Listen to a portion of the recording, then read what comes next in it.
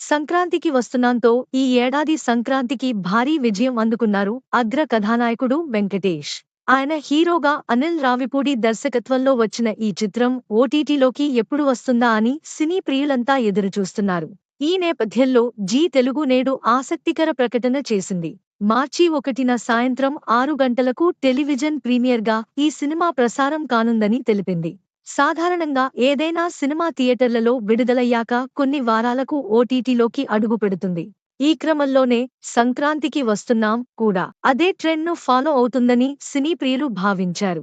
G Telugu నుంచి ఈ cinema గురించి ప్రకటన వచ్చినప్పటికీ దానికి ఇంకా సమయం ఉంటుందని, ముందు ఓటీటీలోనే వస్తుందని అందరూ అనుకున్నారు. అయితే సినీ ప్రియుల అంచనాలను తారుమారు చేస్తూ తాజాగా టెలివిజన్ ప్రీమియర్కు సంబంధించిన ప్రకటన వెలువడటంపై అందరూ ఆశ్చర్యం వ్యక్తం చేస్తున్నారు. సంక్రాంతికి వస్తున్నాం కొత్త ట్రెండ్కు శ్రీకారం చుట్టిందని మాట్లాడుకుంటున్నారు. మరిన్ని లేటెస్ట్ అప్డేట్స్ కోసం లైక్ చేయండి, షేర్ చేయండి మరియు సబ్స్క్రైబ్ చేయండి. థాంక్యూ.